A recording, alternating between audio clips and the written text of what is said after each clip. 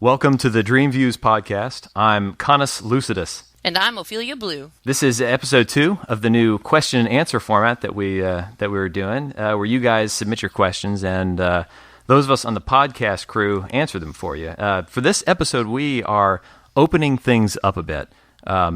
Previously, if you remember from the first episode, all the questions were in a recorded audio format, but a lot of people didn't have microphones, didn't want to use their microphones, felt shy about their voices, things like that. And so we wanted to make it as inclusive as possible. So we were allowing people to submit their questions as text.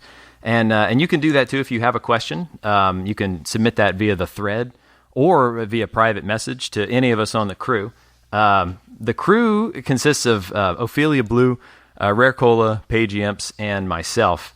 And tonight it is Ophelia and I recording live. And Paigeyemps has provided her answers in a written format because she's heads down in exams right now. And it's funny. I mean, she's been doing these all-nighters and all this crazy stuff. She has a test every day. And we are doing a hypnagogic imagery question tonight. And I think this is really relevant because I saw a post from her, I think it was a night or two ago, where she just says, I've been up all night and having hallucinations. So, Oh, poor Paigey. yeah. How supportive we are, aren't we?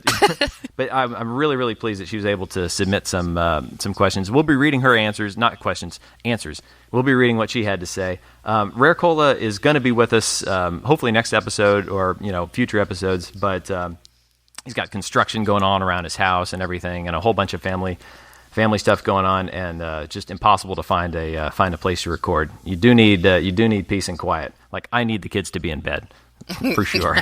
Oh yeah. So that's the crew tonight, and we've got 3 questions selected, and I thought we got some real interesting questions for this episode. Yeah, we certainly did, and it's funny you're mentioning Paigey's hallucinations. I just wanted to say really quick, when my stepdad was in medical school, and he did the same kind of hours. He said he remembered watching actual trees crossing the street. Oh no! In his waking life, yeah. So, we're hoping that Paigey gets her sleep in, because sleep is more important than podcasts. Yeah. A little bit more important. Yeah. But anyway, hard. Don't drive. All that good stuff. Yeah, right. No operating of heavy machinery. Yes. or operating on people. Yes, but anyway, exactly. Yes, we've got 3 really, really, really great questions and a couple unique ones. But this first one that we have is from Mahugi, and it's about natural waking on REM cycles, which a lot of people do ask about this. He says, "Hi, I have a question about how to naturally wake up after REM cycles for wake back to bedding. WBTB. I normally use an alarm, but I've realized it is very inconvenient. It's better to wake up naturally anyway. So my question really is, how do you exactly do this? I've never seen a tutorial for it anywhere, so it would be really awesome if the pros could give me some insight. Thanks for giving us the opportunity for these questions and answers.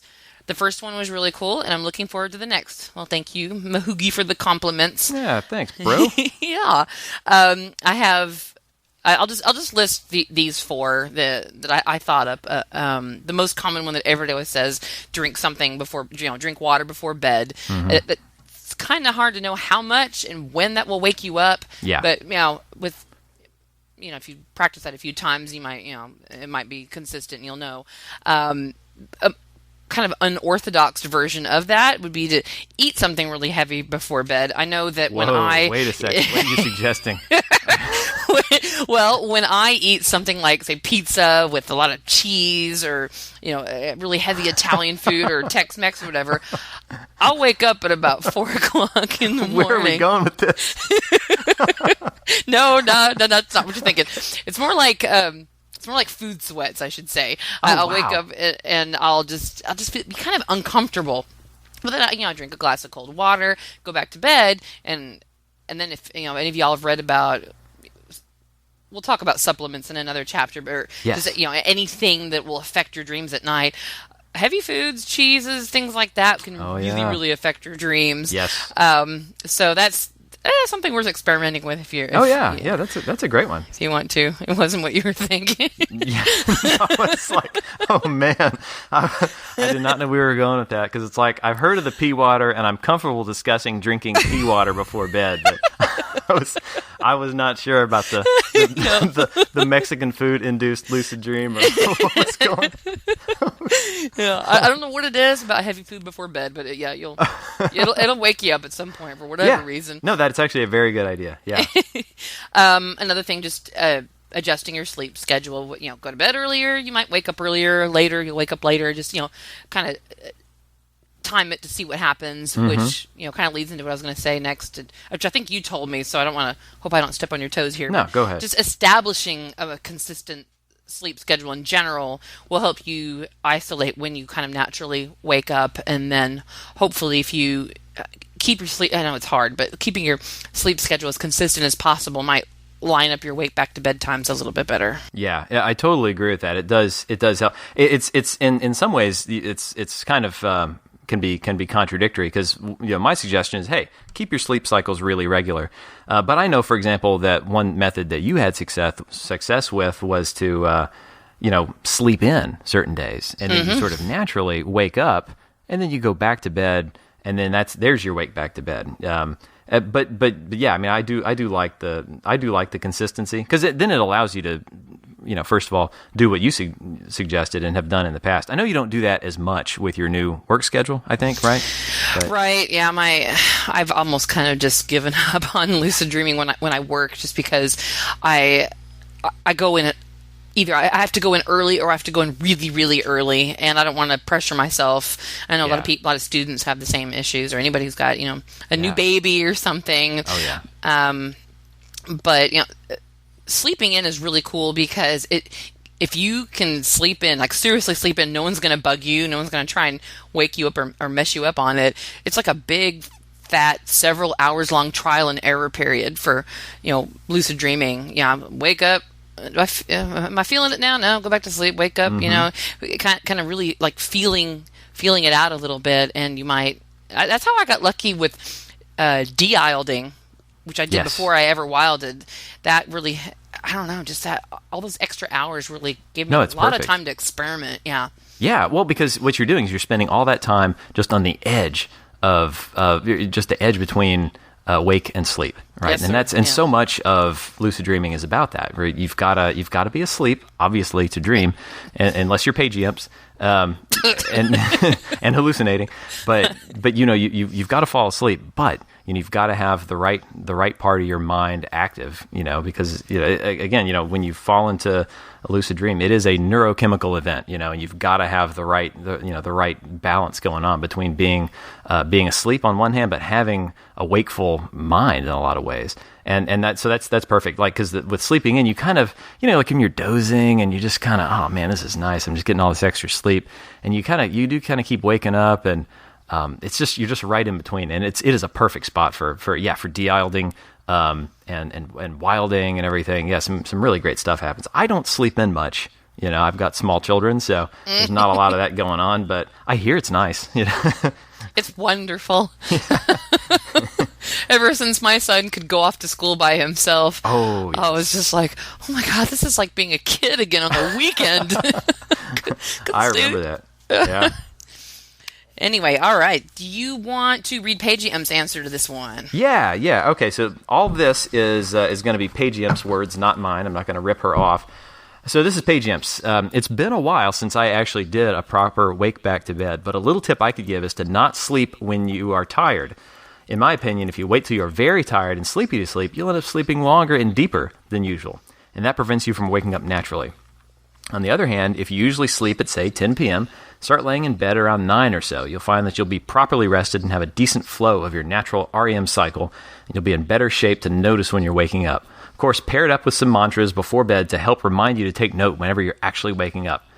I'm not sure if it'll work for everyone, but for me, drinking fluids before bed helps wake me up naturally too. Yeah, this is, of course, like what you mentioned. I personally drink some apple juice or iced tea since they help make my dreams more vivid. And yes, there are good reasons for that. I haven't done the iced tea thing. Okay, I should shut up while I'm reading Paige's thing. Everyone's so confused now. Okay, Paige again. This is Paige. Plus, they help me get stronger urges to get up naturally in the night to go to the bathroom. So in conclusion, avoid waiting for sleepiness and tiredness. Do mantras before bed. May take a few tries and consistency for mantras to start working for many people, just like most things about lucid dreaming. Drink fluids if you want, and another important thing is to not get frustrated when it doesn't go well the first few tries. Try sleeping early, properly again the next day, and the next until you will eventually get used to it, and you'll have a better understanding of how your body works. That is really, really solid advice, I think, because what I first of all, I really just like the emphasis on just being patient and trying these things over and over again. You don't want to get into that symptom of, I tried 2 nights, no lucid, I quit. You can't be in that mode. And that being well rested is so key. And I really like that she emphasizes that, because I do think that's true. I can have lucid dreams when I'm feeling a little worn out, but it's way harder. I'm just making a much harder dice roll at that point. Yeah. And when you are well rested, it's just a lot easier to come in and out and stay on the edge, like we were talking about before, without just collapsing. Like when your body's just craving all this deep sleep. It's just really, really hard to get in there and make it happen. And of course, I agree about the pee water. It's effective. I'll go into how I handle that a little bit later, but yeah, it's that definitely does work. I never would have thought about that actually, where she said that don't go to sleep when you are, too terribly tired. I mean, yeah, if you're completely thoroughly exhausted, you're going to sleep for a huge chunk of time. But, make yourself going to bed. Maybe when you're not really quite ready to hit the sack just yet, then, yeah, you're going to wake up a little bit earlier. Seems obvious, but I never thought about that. It's really, if you think about it, it's like sleeping in from the other direction. Yeah, exactly. So I think it makes sense for that reason. Yeah. Which is funny coming from Paigey, gets 14 minutes of sleep a day, right? Whatever. Yeah, but then I think it was her where she got 19 hours one night or something. Dang. Yeah, she's like, I feel good. Like, I bet. Yeah. Did you have anything else you wanted to add on hers, or should I move on with my? No, go ahead and move on. Yeah. Okay. That's great. Yeah, cool. So when I do the whole pee water thing, and this is to be perfectly clear, this is drinking water before bed, not water with pee in it. We're talking about drinking water with the intention of causing yourself to pee at the right time. And so what you do is you keep good records to find out just how much works for you.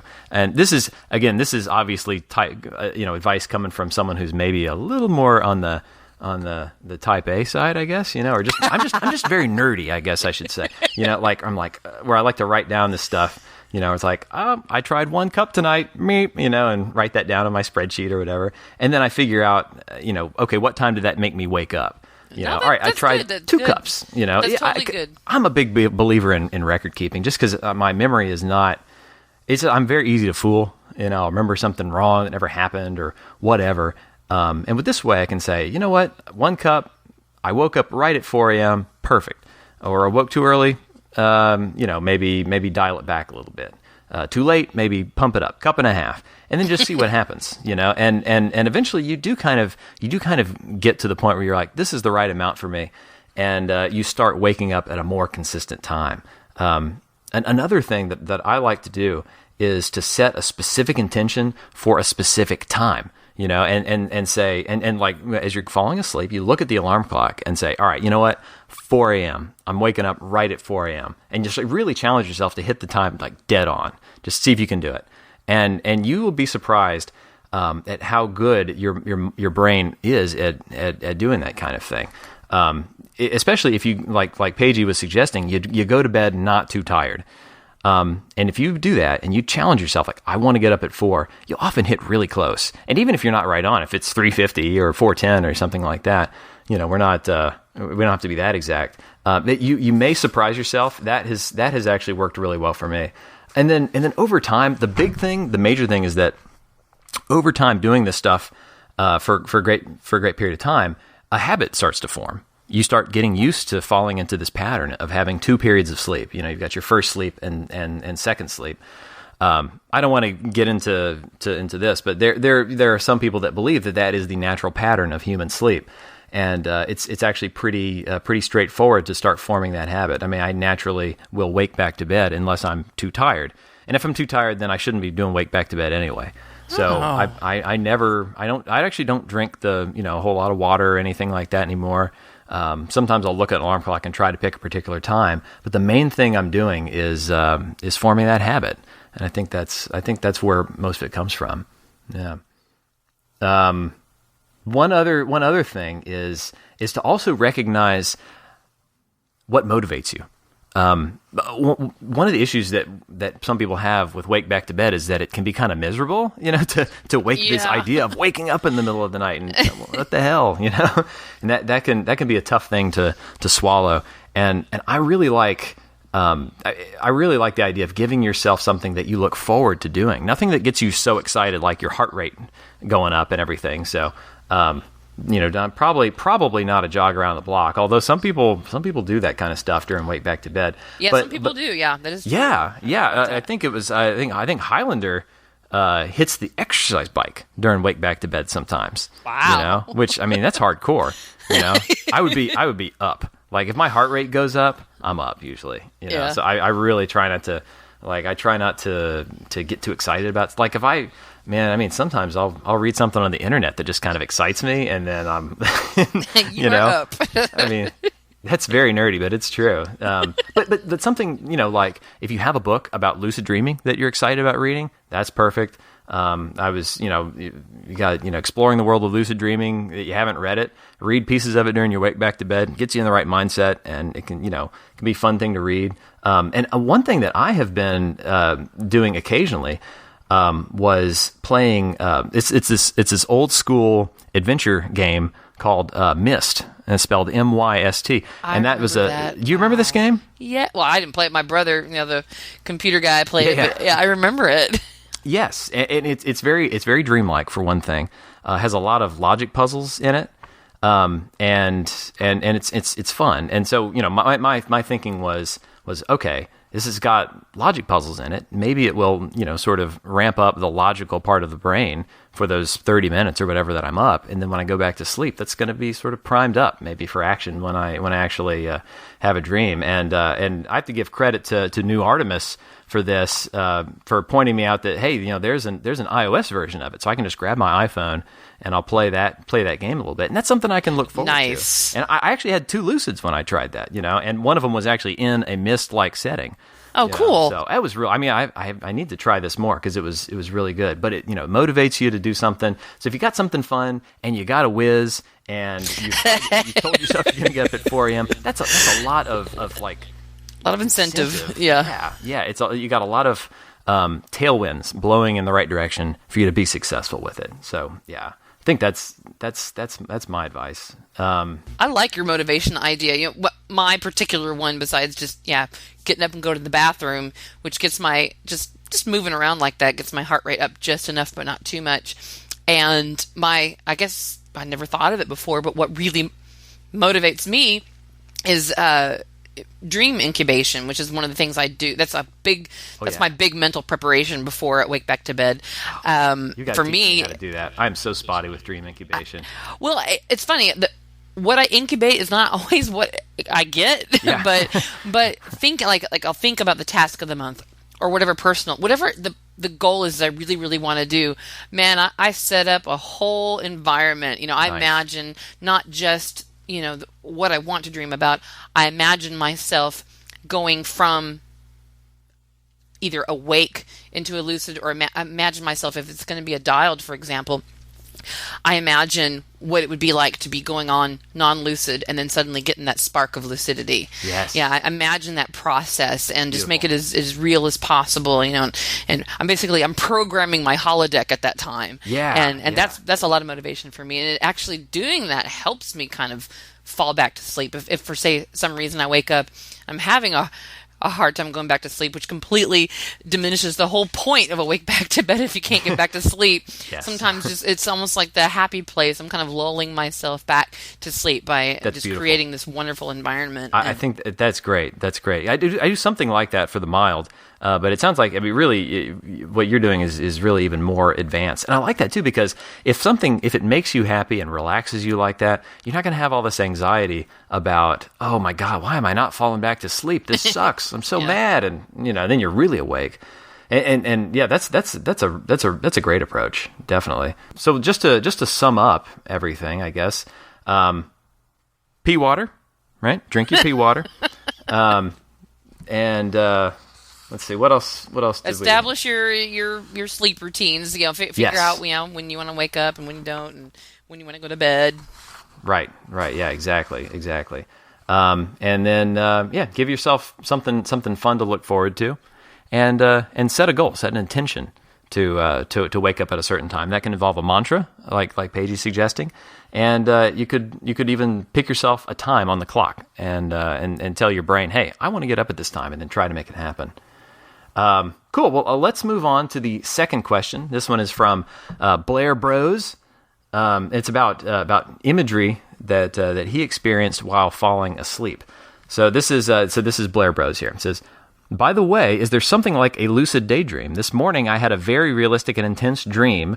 This was in the morning, but I don't know whether I was actually asleep or not. And then he goes on to describe this experience. He says, I woke up and then did a reality check. Checked the time and just laid back in bed and closed my eyes. I started having random thoughts and started visualizing stuff, and it got to be very vivid. I just kind of regained consciousness and got up straight away.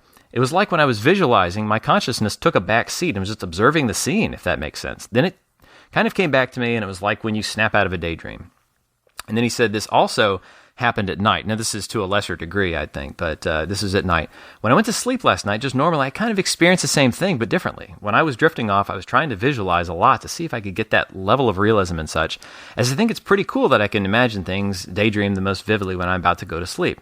I think I experienced real hypnagogic imagery. I was just going to sleep like normal. I think I was fairly close to actually nodding off when under my eyelids, these pulsing white lights started. My eyes were closed and stuff, yet it was like this bright white light started pulsing on and off. I'm pretty sure that it was hypnagogic imagery. With my limited knowledge of HI and wild-related stuff, though, I thought that HI only happened after you had gone to sleep the first time and were going back after waking up, like in a wild or wake back to bed. Hopefully someone knows what's happening. That was the question. And since I was inspired by you, Ophelia, because of the research that you did on the light sleep question from NIFT last episode, so I did research. The only, unfortunately, it was at limited time, and so the only research I did was figured out how to pronounce hypnagogic. But it is hypnagogic and hypnagogia. So that's it. That's my research contribution. Well done. But yeah, this is all sounding, if I understand his experience correctly, to me it sounds pretty normal. So hypnagogic imagery is something that occurs at sleep onset, and everyone's experiences, I think, probably varies. But for me, I get a lot of abstract shapes at the beginning of the night, just be like, oh, some circles, and here's some little floaters, and sometimes it'll resolve into stuff, and sometimes not. And it's almost kind of entertain myself with it. But the problem for me is that at night, I fall asleep really, really fast. It actually annoys the crap out of my wife, because she'll be suffering from insomnia and I'm snoring within 20 seconds or something, But so I don't hit as much of that. But at wake back to bed, I get it pretty vivid. I mean, do you get this too? What I get, and remember, I practice the dream incubation every time I'm going to sleep, either before true. Bed, you're driving it, or wake back to bed. So what happens is the scenes will start to really morph and they'll start to not make sense, but I don't really recognize that they're not making sense.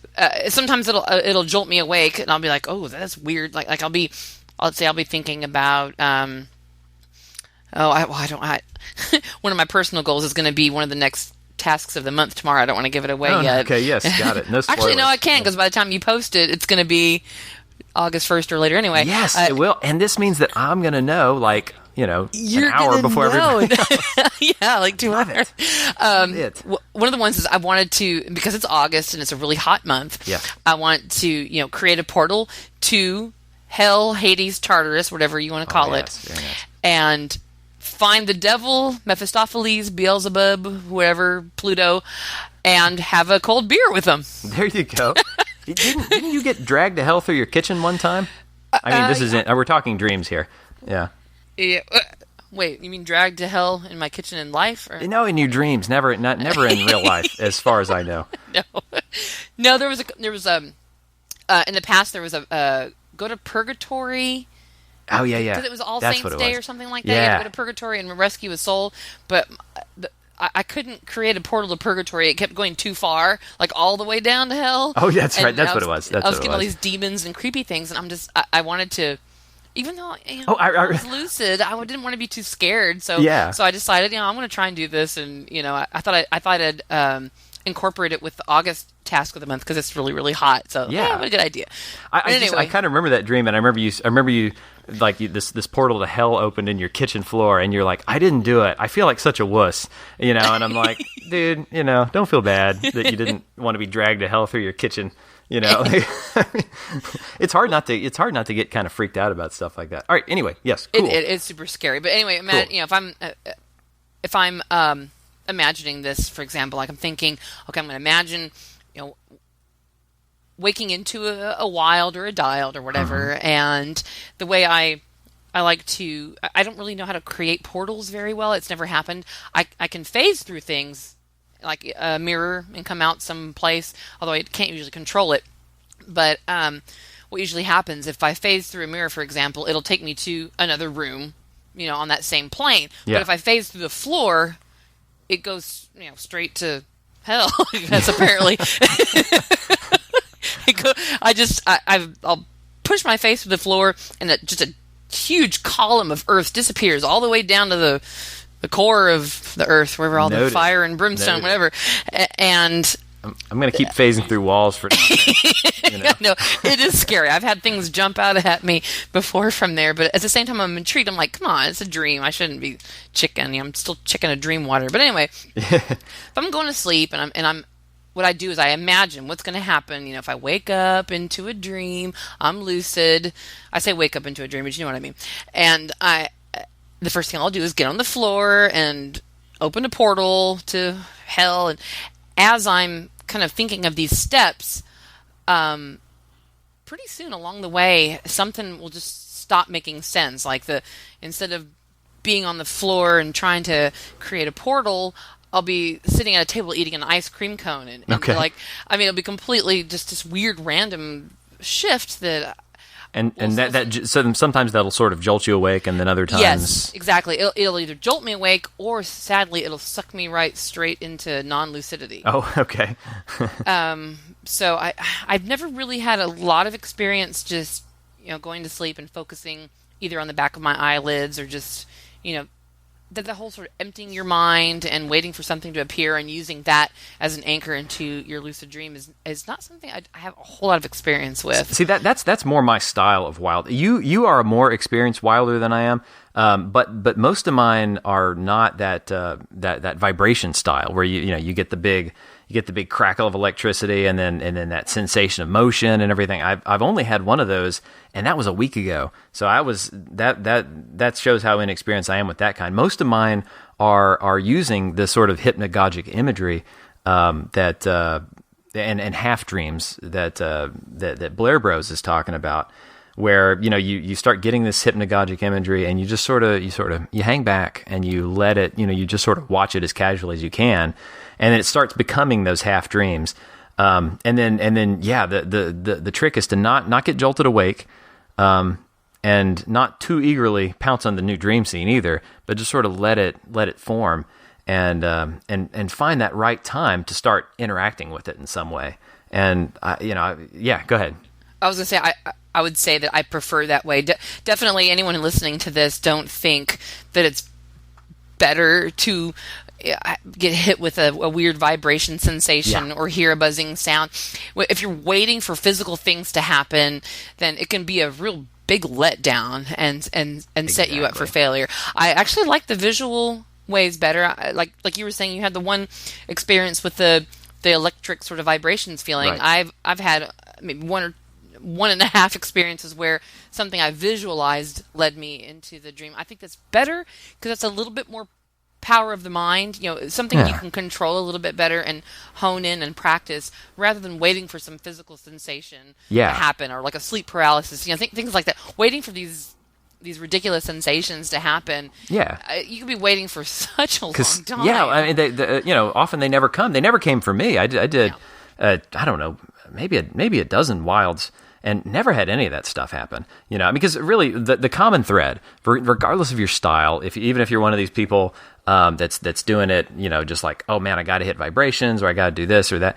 The common thread is that you're waiting. You wait for a dream to start. That's something that Sages has been really good at emphasizing, is that it's all just about relaxing, and just waiting for the dream to start, and then going into it some kind of way, however that happens. You don't wait for any particular thing. You don't get hung up on expectations.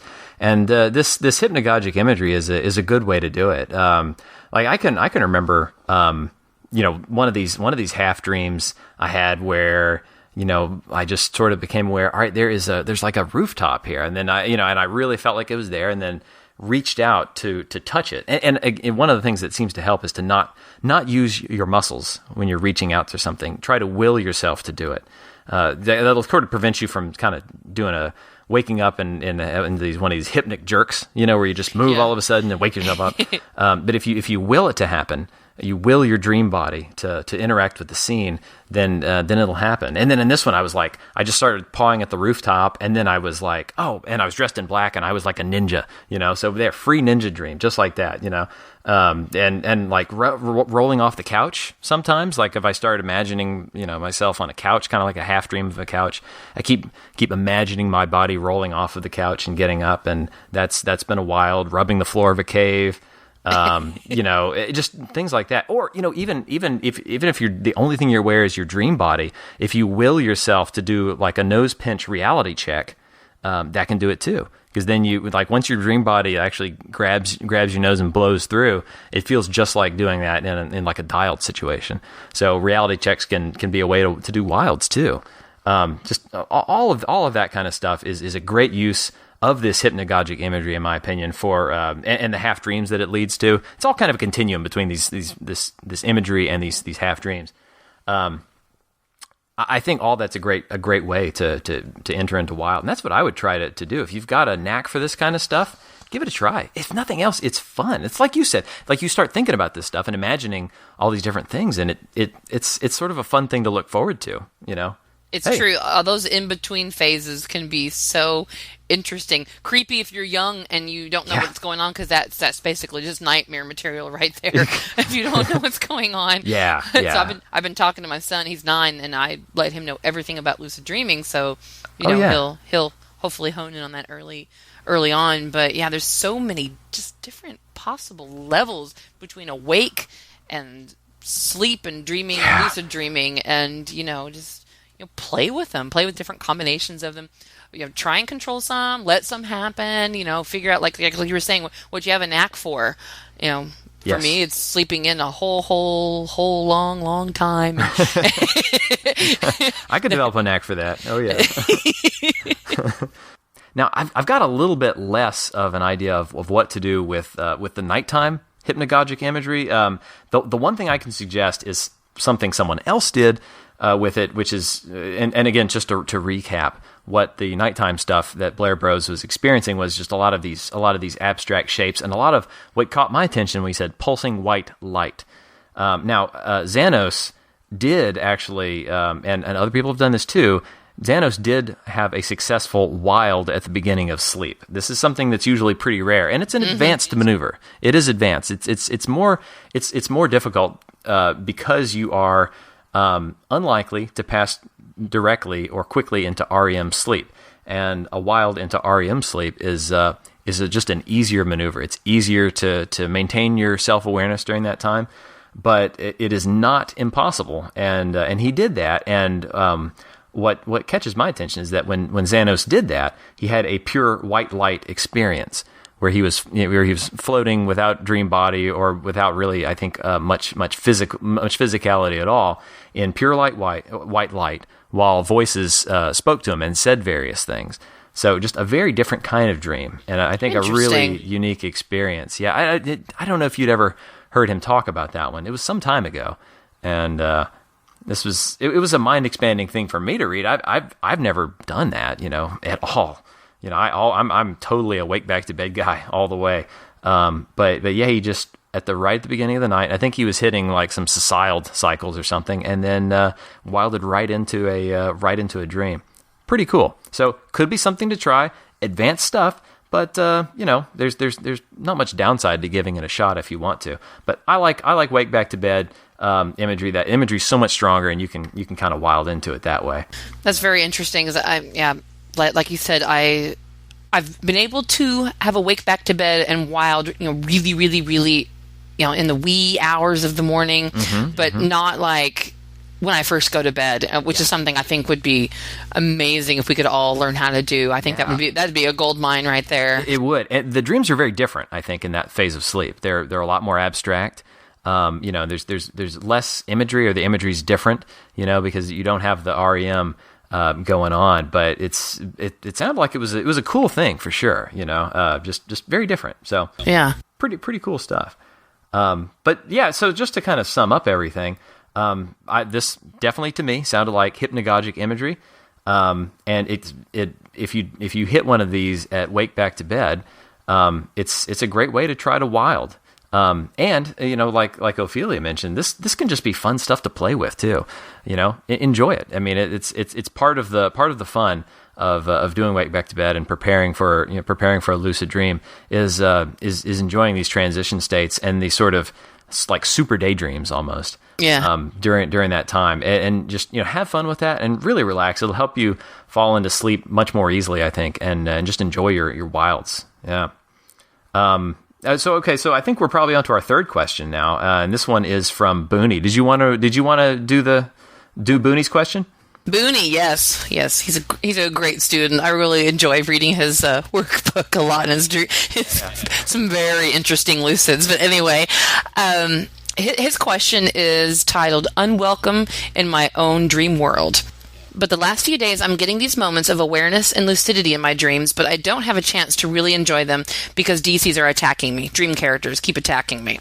I seem to remember reading a lot about this in topics of other beginners, about dream characters attacking the dreamer as soon as awareness kicks in. So I wonder if there is a reason our mind triggers this, and the logical follow-up question is how to take control. I've been shoving daggers up in people's necks for days now. I haven't had them quite that intense, but and I think we discussed this in a recent podcast where when you have any kind of negative energy happening in a lucid dream or even a non-lucid dream, it's coming from you. It's on some level it's coming from you. Yes. And a great way to combat that, I'm not really clear about how to prevent it completely, but combating it would be to not feed it with more negativity. And this is something that you, Jay, you advised me on, and Oreo Boy, who's now Lucidus, yes, advised me on, just kind of finding a more amicable way of dealing with these characters. I mean, I don't know how much time you have. If a character is coming at you with weapons, to become lucid, you don't have a lot of time. But it is your dream. You're a superhero in your own lucid dream, so you can get creative with it. But I have a strange example of one. I've had a lot of weird demonic type things, but one that I had, probably it was last year sometime, where I was having a regular lucid dream. I don't remember if it was a dialed or a wild, and it ended, and rather than waking up or going into a non-lucid, I instantly sort of woke up into another lucid dream. I was in a bed in a strange room, and I sat up, and there was this thing at the foot of the bed. It looked like a life-size rag doll. It was like if a person had taken sheets. It's like these sheets with like this floral print and just made this sort of ragdoll costume. Whoa! So creepy. Oh yeah. And as soon as I noticed it was there, it was sort of mirroring my movements. So I remember I shook my hands back and forth really, really fast, and it was like a mirror copying me. And it was just so. That's creepy. amazing. Yeah. It had this it was almost like this pillowcase kind of thing over its head with eyes cut out of it. Oh yeah. not Ku Klux Klanish. It was a little more.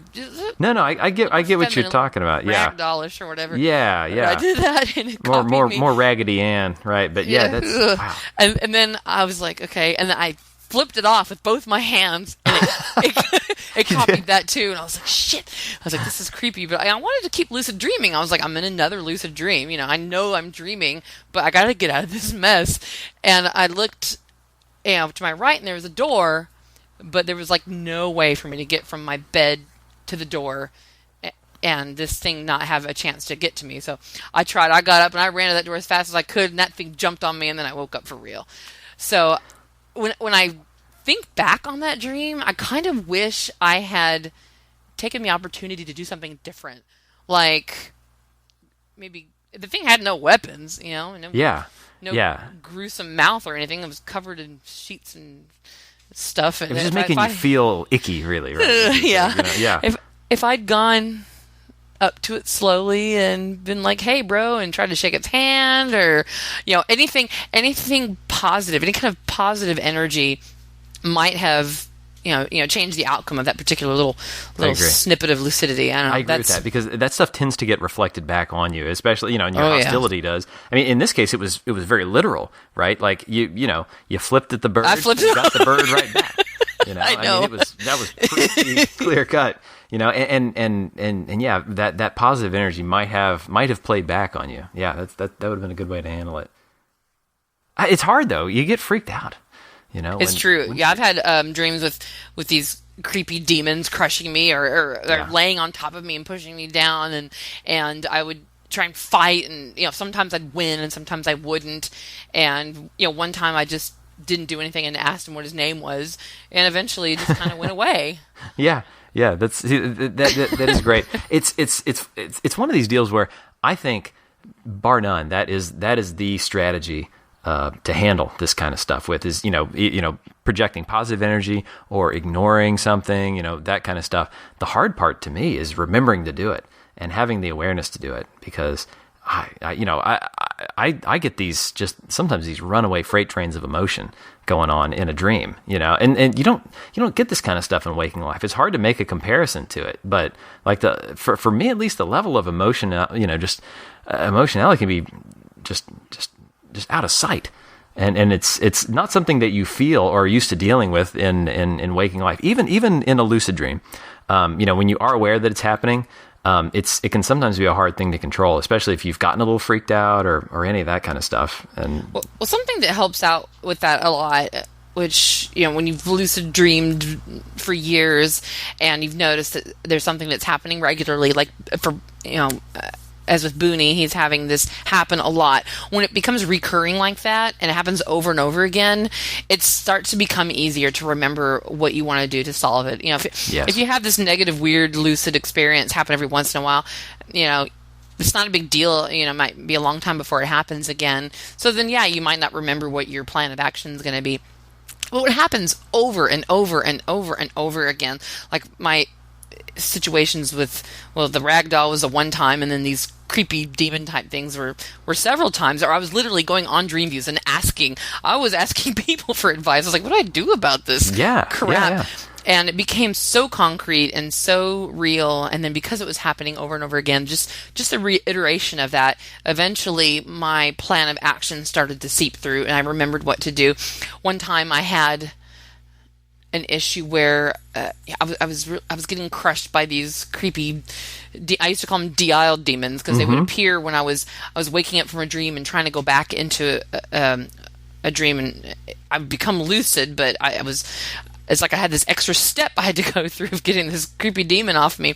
Yeah, what a pain, when you've got all this other stuff you want to do, and then there's this guy, in my way. Sometimes it would start out as my boyfriend in the bed next to me, and he'd morph into this creepy demon. Like an incubus kind of deal. Yeah, right. That was Demon Danny for a while. Oh, man. But I was talking to Ali Zarin. Uh-huh. And we were talking back and forth about it, and she had said something like, what's something that you normally do the first thing, the moment you become lucid? What's one of the first things you do? And I said, I go to the bathroom, my master bathroom right here, and I try and face through the mirror.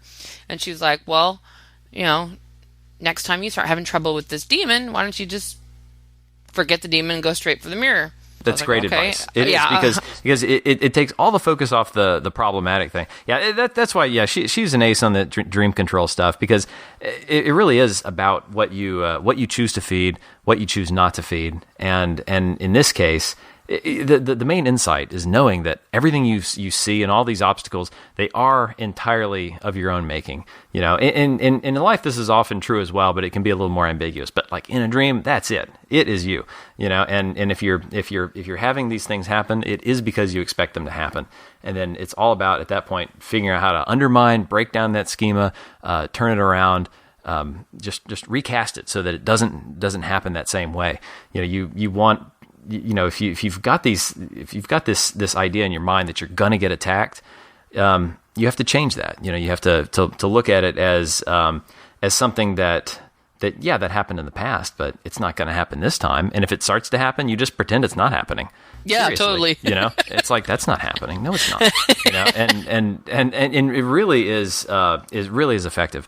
And then this idea of channeling it into a positive, like you said, you could have acted friendly toward the creature, your doll thing. The same thing could be true for these attacking DCs, because they can't actually hurt you. One of the things that I think is an advantage that Booney has in this case is that they do it right away, and so that can be literally the first thing you're going in there thinking of. That okay, I am gonna totally ignore these attacks, or I'm going to be friendly to them, or I'm going to ask them what it is they want. But regardless, they're not going to hurt me. I'm not going to hurt them. This is not happening the way it used to happen. That's right. And just follow up with that, and that can be your goal, and it can allow you to focus on controlling your own emotions, because that is ultimately what's going on. I'll get into this a little bit more on some of my answers. Because I actually I have not done very well in this area lately, and so I'll be talking about some mistakes I've made, and what I could have done differently to kind of have it a little better. But the bottom line is you just want to. The main thing is remember what it is you're trying to do, and not allow these things to just spiral out of control. That's true. Just being positive and let that positive energy help you out. One of the tasks of the month for July was. A basic task was to hug a dream character. Booney could have been spending all month long hugging these weapon wielding people or whatever, and I don't know. That's a great tip. Yeah, and hug them like you mean it.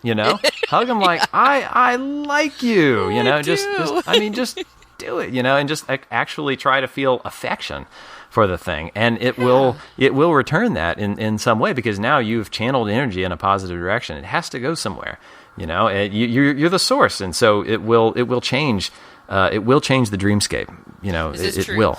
No dream character has really any integrity at all of any kind. There's no dream character that sets out as a murderer and can't suddenly become your best pal. Exactly. Because they're drawing their power from you. They don't come with batteries. It's all from you. So yeah. All right, let's see what Paigey has to say about this. She has a really great answer here. She says, I think I've answered a similar question some time ago. Perhaps it was even Booney who asked it. I can't quite remember. Anyway, one idea I have why DC's dream characters suddenly attack you when you get lucid, aside from the possibility of it being repeatedly random events, is that your brain is just trying to revert to its original state, which is non-lucidity. I have my own little personal things about that too, but anyway, from that other time, I read a similar question. The original poster mentioned that as soon as the dream character attacks him, he loses lucidity and drifts into normal dreams. Maybe since you've gone months without focusing on lucid dreaming, it's kind of like your brain went back into the non-lucid mindset, where you didn't really pay attention to the dreaming aspect of your life. So perhaps when you got back into lucid dreaming, you went into beginner mode again, and your dreaming mind kind of automatically finds a way to get you back to non-lucidity, the state you're accustomed to, once you start becoming lucid. It's just a theory. I really don't have any other ideas. She says, ha ha, that's just a theory. I took out how do you quote ha ha? No, that's true. I always wondered if our subconscious mind either is trying to get us non-lucid again, or if we just think that lucid dreaming is unnatural, and so we set ourselves up to think, there are all these obstacles to, waking up and all that. But anyway, she then says, as for how to take control, mantras might help once again.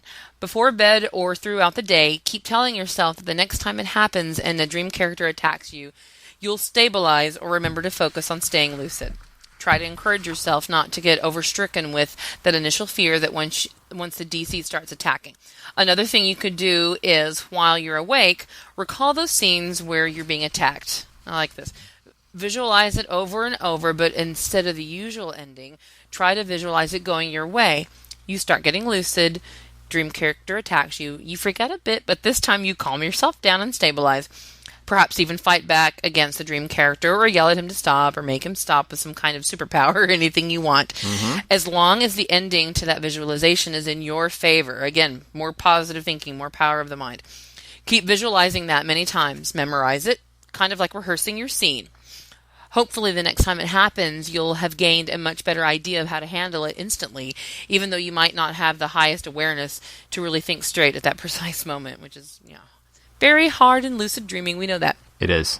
Essentially, it's a form of preparation from habit, just like how some people reality check as a habit once they dream. They just do it out of the blue and get lucid. But in this case, you're preparing yourself for how to react when a dream character is attacking you. All good advice. All really great advice. Having a very positive mindset. I like her sort of... It's kind of a dream incubation approach. If you're like Booney and you're having these recurring dreams where you're lucid and these things are attacking you, it's nice to kind of, while you're awake, daydream a scenario that works out into your favor. Yes. Whether it's attacking them back, which may or may not work. It just depends on what's going on. But maybe daydream an example where you don't attack and y'all become friends and go have tea together, go bowling or whatever. That's exactly right. Yeah. Well, and the thing about that is that it's not only incubation of the dream that you want. It is, and that's good. But it also is just practice, just doing something and having that repetition of a plan. Having a plan of action and not freezing. It's just like anything you'd want to do in waking life, where you maybe visualize it first, so that when the time comes, and maybe emotions are high, and it's a little bit harder to just execute something, it helps to have been there. I actually think that's the purpose of a lot of daydreaming and dreaming in general, is to have a plan in your mind that you're executing. Absolutely. So I think that is really, really valuable for that reason. And then, like we've been saying, that remembering is so hard to do when you're in these situations, but it's a lot easier if you've actually seen yourself do it a number of times. And I think that kind of thing really helps.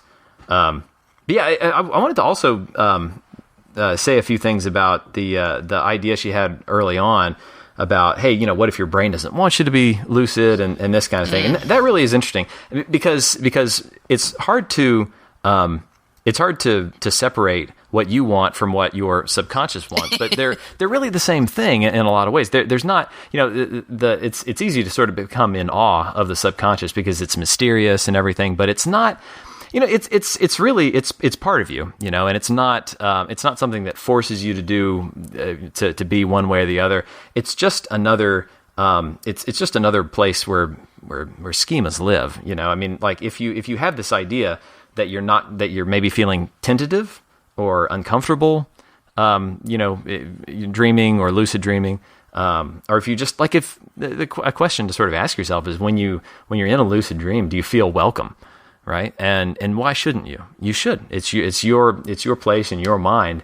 And if you do have doubts about that, they're likely to manifest there. So I think an important thing to think about is to address that tentativeness that you might feel. And of course that sort of thing feeds on itself, because it's hard to not be tentative when the last time you were there, everybody attacked you and you had to stab a dude in the throat. That makes you a little gun shy. So it's about sort of reversing that and really emphasizing that you are welcome, and it is your place, and you write the rules, and it will go the way that you expect it to.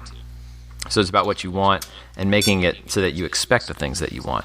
And then you're very likely to get good results, I think. I have to say, I've not done the greatest job on this stuff lately. This is actually something I used to pride myself on, is that I handled DCs well, and I handled hostility really well, but lately I've not done a great job. But hopefully I can learn. I can share some of the lessons I've learned.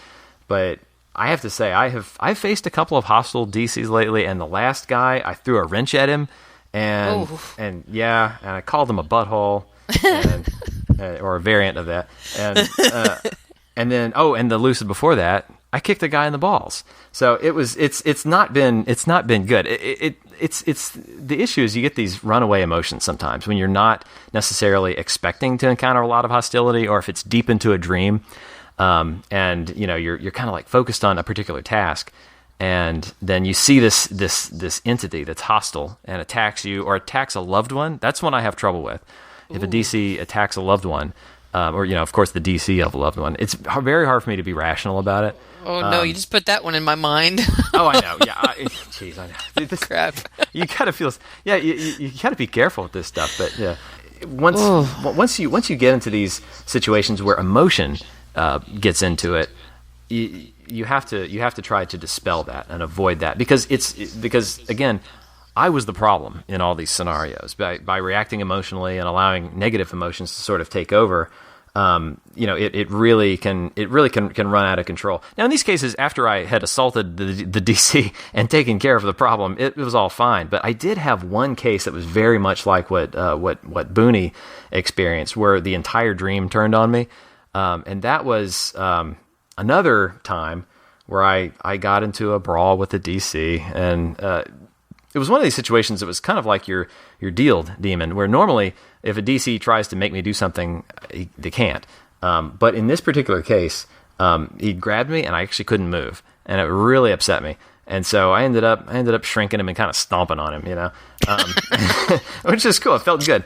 But nice. Well done. The problem is that the other, I felt kind of bad about it. Like I felt a little brutal to do that, because I hadn't really beat up on a DC like that. And then the other DCs kind of started coming after me, and then that fed into a sense of paranoia.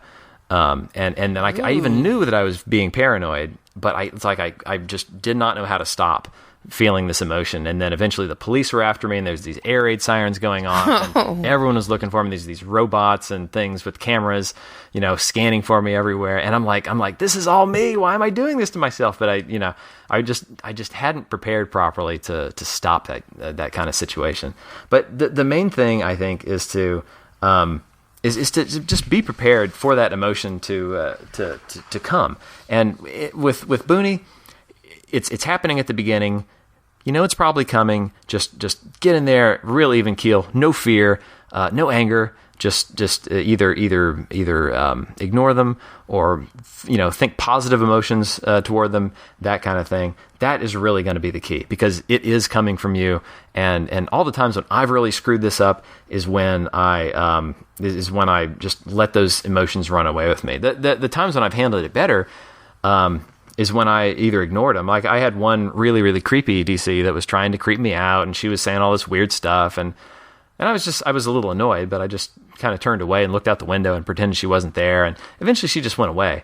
I did one of my best ones was kind of early on, where like a fat guy attacked me in the grocery store, and I was like, oh no, you're not mad at me. You need my help with something. How can I help you? And then he was like, drumstick, and we're in the freezer aisle, and I pointed to the drumsticks, and then he was like my buddy after that, and things like that. You can redirect it, and just assume that it's not about you. Either ignore them, or like, oh, they want something else, or this is really what you want. Write your own story.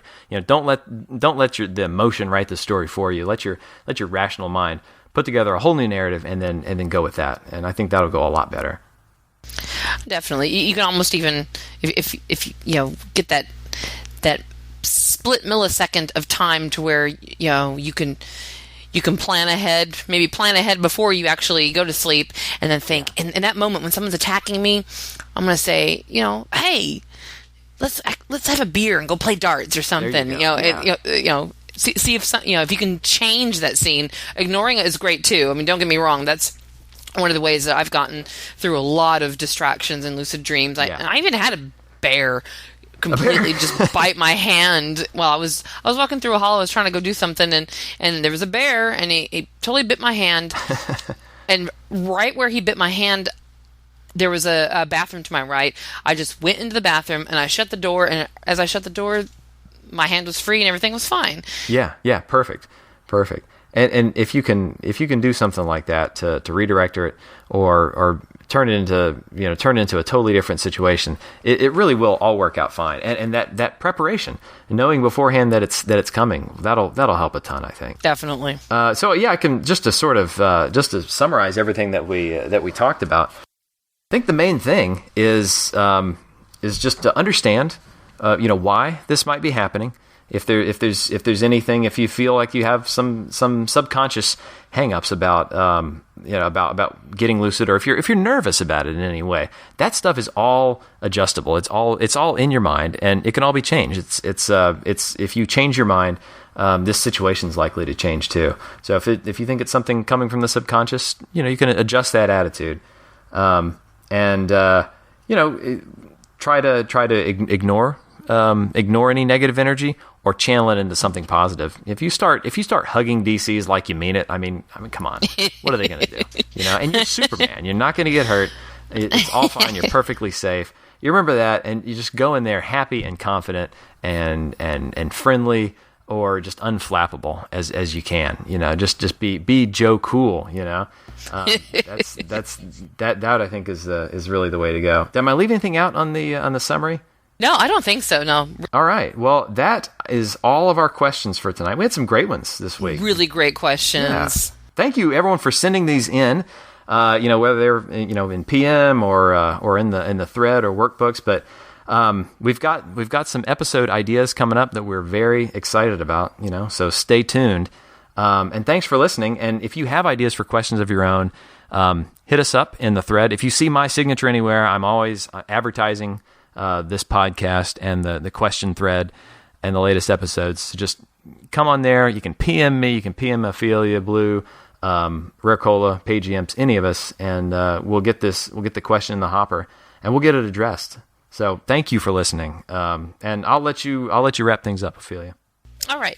Yeah. I want to, thank you again so much for all the questions. They keep coming in. Keep sending them. We're gonna schedule these things as quickly as we can and get them all answered. So I really appreciate everybody participating in this. It's really great, and the turnout's been really great, and I appreciate it. I just wanted to let you guys remind you that while we're recording this, it's July 31st. But by the time you get this podcast, by the time it's up and running, y'all are listening to it, we're going to have the August task of the months up, and so be prepared for them. But also something I wanted to mention is we have a new thread in the intro class that it's something, it's kind of taken in away from Sages is Wild class. It's a question and answer thread. It's up in the sticky section, which allows you to direct specific questions. If you're in the intro class and you're a student in that class and you want to have a certain question answer or an issue addressed, or even just your most recent lucid dream, you want to kind of shout out about it or whatever, and you don't think it's being attended to.